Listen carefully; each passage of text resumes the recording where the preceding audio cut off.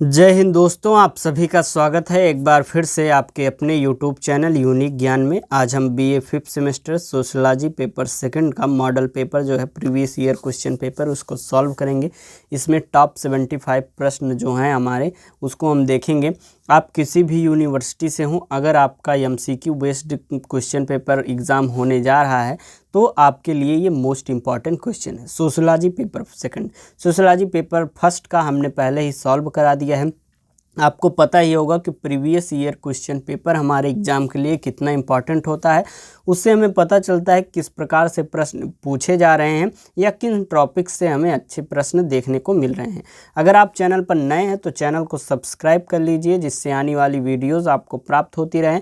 साथ ही साथ अपने दोस्तों के पास शेयर कीजिए। कोई भी डाउट पूरा वीडियो देखने के बाद, पूरा लेक्चर देखने के बाद किसी भी क्वेश्चन में कोई डाउट रहता है तो आप कमेंट सेक्शन में पूछ सकते हैं।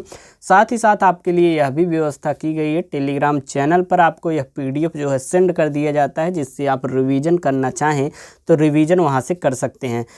जो भी क्लासेस कराई जा रही हैं हर क्लास की नोट्स वहां पर आपको दी जाती हैं, जिससे आप अच्छी तैयारी कर सकें।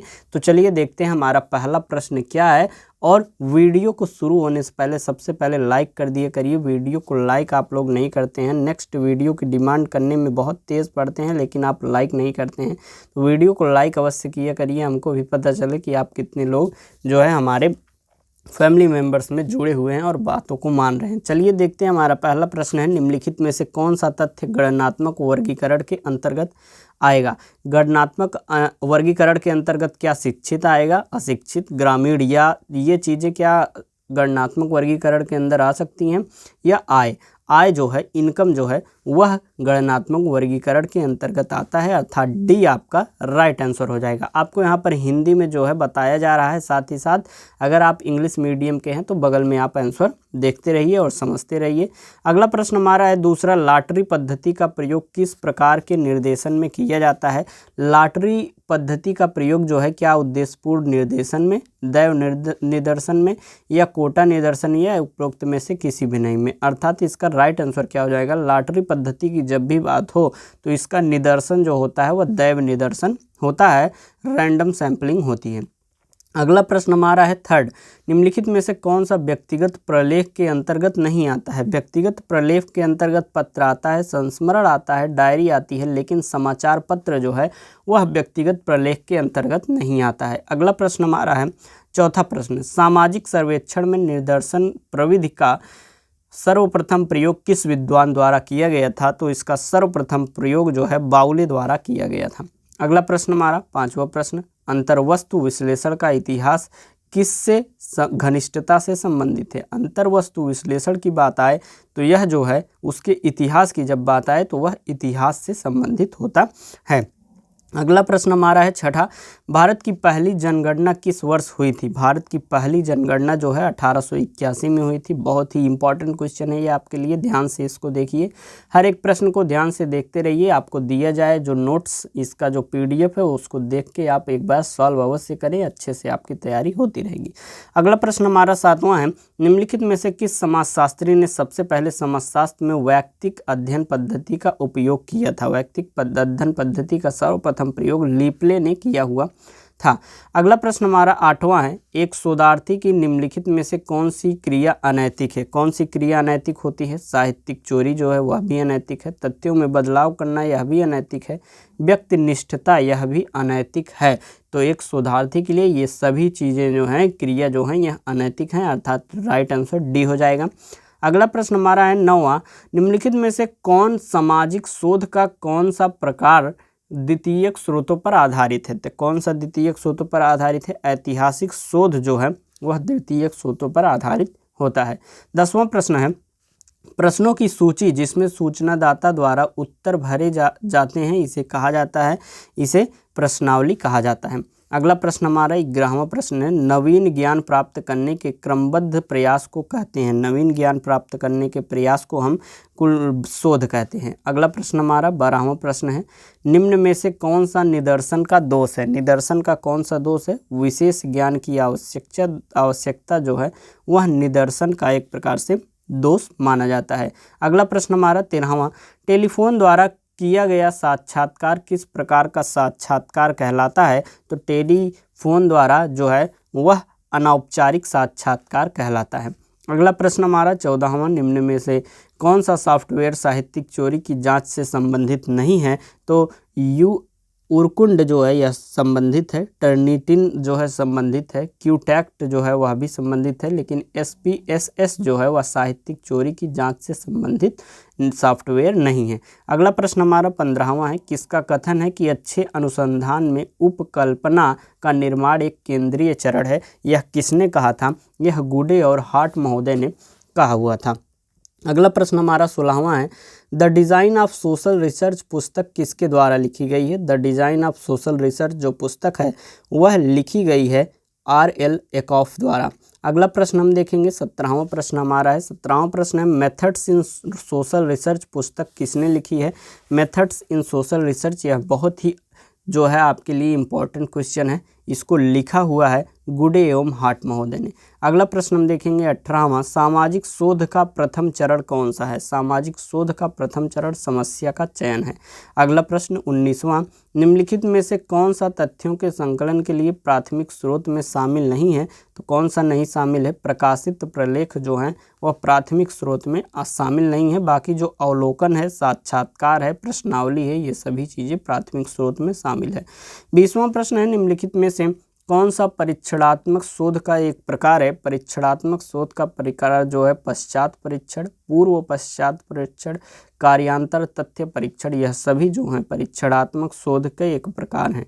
अगला प्रश्न हमारा है 21वां, गुडे एवं हार्ट ने प्राक्कल्पना के कितने प्रकारों का उल्लेख किया है? गुडे और हार्ट महोदय ने कुल मिलाकर 3 प्राक्कल्पना के प्रकारों का जो है उल्लेख किया हुआ है। अगला प्रश्न 22वां हमारा है, कौन सा शोध है जो मौजूदा समस्याओं का व्यवहारिक समाधान खोजने का प्रयास करता है? तो व्यूहत जो अनुसंधान है वह व्यवहारिक समाधान खोजने का प्रयास करता है। अगला प्रश्न हमारा 23 नंबर है, प्रतिवेदन लेखन अनुसंधान का कौन सा चरण है? प्रतिवेदन जो है लेखन अनुसंधान का अंतिम चरण माना जाता है। अगला प्रश्न हमारा 24 नंबर, निम्नलिखित में से कौन केंद्रीय प्रवृत्ति की माप है? केंद्रीय प्रवृत्ति की माप जो है माध्य, माध्यिका, बहुलक, ये सभी जो हैं वह केंद्रीय प्रवृत्ति की माप माने जाते हैं। अगला प्रश्न हमारा है, समांतर माध्य का गुण नहीं है। समांतर माध्य का गुण जो है प्रतिनिधित्व का अभाव नहीं है, बाकी सरलता जो है, स्पष्टता जो है और स्थिरता जो है समांतर माध्य के गुण माने जाते हैं। अगला प्रश्न हमारा है, द्वितीयक अर्थात उपस्थित आंकड़ों में निम्न में से कौन समाहित है? तो इसमें कौन समाहित होता है? व्यक्तिगत प्रपत्र, पूर्व अनुसंधानीय आंकड़े, कार्यालयी प्रपत्र, ये सभी जो हैं द्वितीयक आंकड़ों में समाहित होते हैं। अगला प्रश्न हमारा 27 नंबर, सोशल रिसर्च पुस्तक के लेखक कौन है? सोशल रिसर्च पुस्तक के लेखक G.A. लुंडबर्ग हैं। अगला प्रश्न हमारा 28 नंबर, बिंदु रेखीय चित्रों में तथ्यों का प्रदर्शन किन रेखाओं द्वारा किया जाता है? तो सरल रेखा, टूटी रेखा, बिंदु रेखा, सभी द्वारा जो है इसका प्रदर्शन किया जाता है। 29 नंबर प्रश्न हमारा है, किसने कहा कि विज्ञान का संबंध पद्धति से न कि विषय सामग्री से होता है? तो यह किसने कहा? स्टुअर्ट चेच ने कहा हुआ है। अगला प्रश्न 30वां हमारा है, पीवी यंग ने वैज्ञानिक पद्धति के कितने चरणों का उल्लेख किया हुआ है? कुल मिलाकर 6 चरणों का उल्लेख इन्होंने किया हुआ है। 31वां प्रश्न है, वैज्ञानिक अनुसंधान की मुख्य विशेषता क्या है? वैज्ञानिक अनुसंधान की मुख्य विशेषता में अनुभवजन्य, सैद्धांतिक, प्रयोगात्मक, ये सभी चीज़ें जो हैं आती हैं। अगला प्रश्न हमारा है 32 नंबर, शोध सदैव होता है।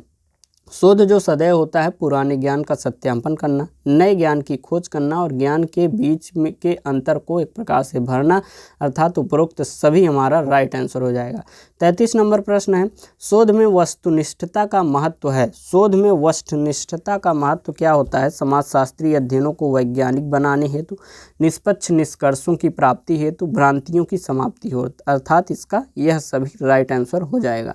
34 नंबर प्रश्न है, निम्नलिखित में से क्या शोध में वस्तुनिष्ठता करने में कठिनाई है? क्या कठिनाई है इसमें? भावात्मक प्रवृत्तियों का प्रभाव, असत्य प्रतिमाएं, अनुसंधानकर्ता का व्यक्तिगत स्वार्थ, यह सभी जो हैं शोध में वस्तुनिष्ठता करने में कठिनाई है। अगला प्रश्न हमारा है द्विविमा चित्रों का प्रकार है। द्विविमा चित्रों का प्रकार वर्ग चित्र, वृत्त चित्र और आयत चित्र, ये सभी जो हैं द्विविमा चित्रों के प्रकार हैं, अर्थात डी आपका राइट आंसर हो जाएगा। 36 नंबर प्रश्न है एक उत्तम सारणी की विशेषता क्या है। उत्तम सारणी आकर्षक हो, समुचित उसका आकार हो और स्पष्टता उसमें हो तो वह उत्तम सारणी कहलाती है, अर्थात इसका डी राइट आंसर हो जाएगा। 37 नंबर प्रश्न है किसके अनुसार एक निदर्शन जैसा कि इसके नाम से स्पष्ट होता है कि एक विस्तृत समूह का एक लघुत्तर प्रतिनिधि है, यह किसके द्वारा होता है या किसने कहा हुआ है, यह गुड एवं हार्ट ने कहा हुआ है। अगला प्रश्न हमारा है असंभाविता निदर्शन का प्रकार है। असंभाविता निदर्शन का प्रकार जो है वह सविचार निदर्शन विधि है, सुविधापूर्ण निदर्शन है, निर्दिष्टांश या अभ्यंश निदर्शन है, अर्थात यह सभी आपका राइट आंसर हो जाएगा। 39 नंबर प्रश्न है निम्नलिखित में से अनुसूची का कौन सा प्रकार है। निम्नलिखित में से अनुसूची का प्रकार जो है वह अवलोकन अनुसूची, मूल्यांकन अनुसूची और साक्षात अनुसूची, यह सभी जो हैं अनुसूची के प्रकार हैं। अगला प्रश्न हमारा 40 नंबर अनुसूची की विशेषता क्या नहीं है। अनुसूची की विशेषता उत्तरदाता द्वारा भरी जाती है, यह नहीं है। जो है अनुसंधानकर्ता द्वारा भरी जाती है, यह राइट है। डाक द्वारा नहीं भेजी जाती, यह भी सही है। और शिक्षित उत्तरदाताओं के लिए भी उपयोगी है, यह भी सही है। अर्थात इसकी विशेषता कौन सी नहीं है, ए उत्तरदाता द्वारा भरी जाती है, is filled by the respondent. अगला प्रश्न हमारा है 41 नंबर निम्नांकित में से कौन सा बिंदु रेखा चित्र का दोष नहीं है। बिंदु रेखा चित्र का दोष जो है तुलनात्मकता नहीं है। अगला प्रश्न हमारा 42वां है वक्र होता है। वक्र जो होता है वह खंडित और अखंडित दोनों होता है, अर्थात हमारा सी वाला जो है वह राइट आंसर हो जाएगा। अगला हम देखेंगे 43 नंबर प्रश्न 11, 12, 13 का समांतर माध्य क्या है। 11, 12, 13 का समांतर माध्य का मतलब होता है ये जो दिए गए हैं इसको जोड़ लीजिए 11 धन 12 धन 13 और उसका बटा कितनी संख्याएं हैं कर लीजिए 3 और इसका हम ऐड करेंगे तो ये आ जाएगा 36/3 और इसका राइट आंसर 12 हो जाएगा। 12 हमारा ऑप्शन है बी राइट आंसर हो जाएगा। अगला हम देखेंगे 43 नंबर मौलिक अनुसंधान मुख्य रूप से सामान्यीकरण तथा सिद्धांत निर्माण से संबंधित होता है, यह कथन किस विद्वान का है। यह कथन जो है CR कोठारी जी का है।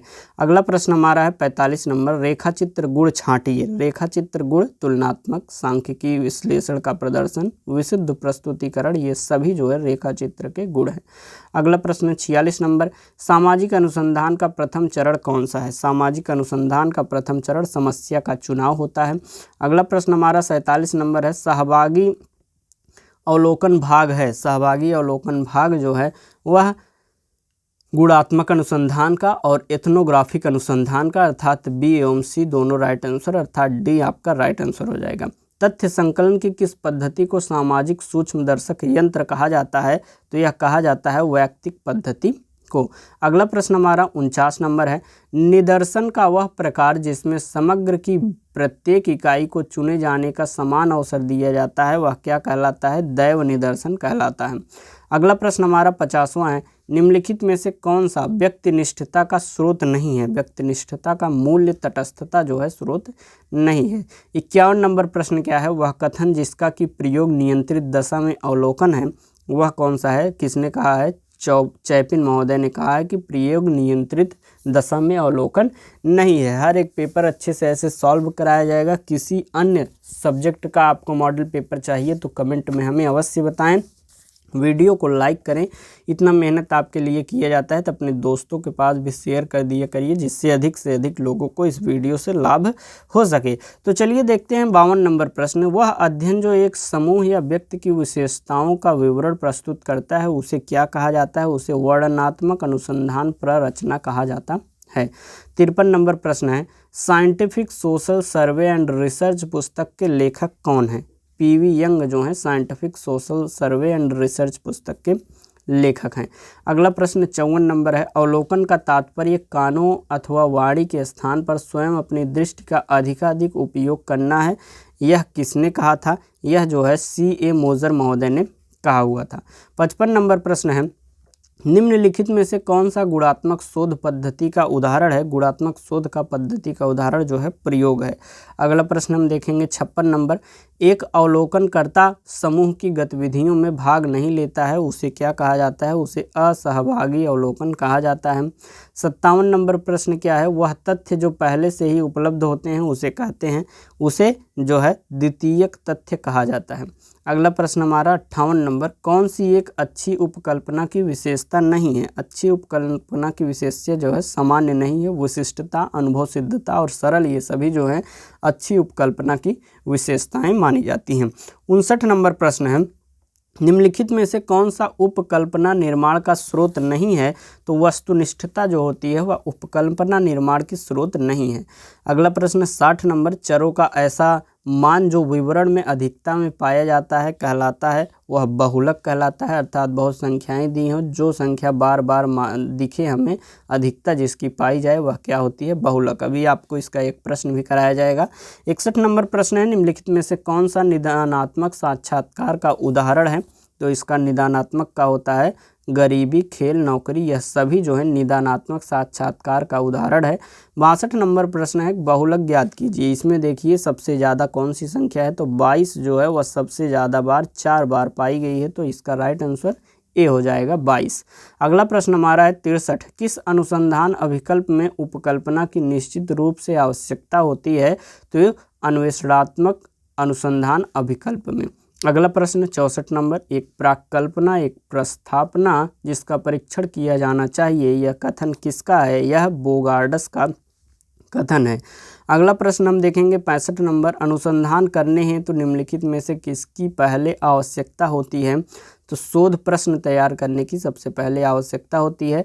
66 नंबर प्रश्न है, भारतीय कॉपीराइट अधिनियम कब पारित किया गया? तो यह पारित किया गया 1957 में। अगला प्रश्न हमारा 67 नंबर। विज्ञान अवलोकन से प्रारंभ होता है तथा निश्चित रूप से अंतिम प्रामाणिकता के अवलोकन की ओर लौटता है, यह कथन किसका है? यह गुडे और हार्ट का कथन है। अगला प्रश्न हमारा है 68 नंबर। निम्नलिखित में से कौन सा चित्र आवृत्ति चित्र का प्रकार नहीं है? तो समकालिक चित्र जो है वह आवृत्ति चित्र का प्रकार नहीं है। 69 नंबर प्रश्न है, सांख्यिकी में सबसे पहले किस विद्वान ने चित्रमय आरेखों का प्रयोग किया हुआ है? विलियम प्लेफेयर ने जो है चित्रमय आरेखों का प्रयोग किया हुआ है। 70 नंबर प्रश्न है, निम्न में से कौन सा सूत्र समांतर माध्य का है? समांतर माध्य का सूत्र जो है वह है m = E/F(x)/n। अगला प्रश्न हमारा 71 नंबर। किसके अनुसार प्रश्नावली प्रश्नों के उत्तर प्राप्त करने के लिए उपकरण है जिसमें एक प्रपत्र का प्रयोग किया जाता है जिसे उत्तरदाता स्वयं ही भरता है?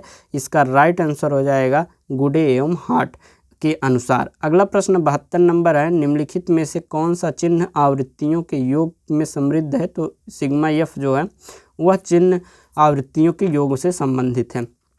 73 नंबर प्रश्न है, निम्नलिखित में से किस विद्वान ने सर्वप्रथम सांख्यिकी शब्द का प्रयोग किया था? G.F.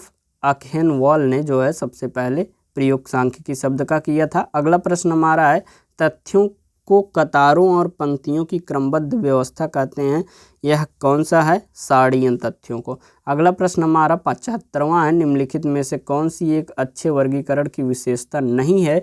यह जो हमारा है लास्ट प्रश्न है, इसको वीडियो का जो इस प्रश्न का उत्तर जानने से पहले वीडियो को लाइक कर दीजिए। चलिए देखते हैं 75वां प्रश्न हमारा जो है, निम्नलिखित में से कौन सी एक अच्छे वर्गीकरण की विशेषता नहीं है?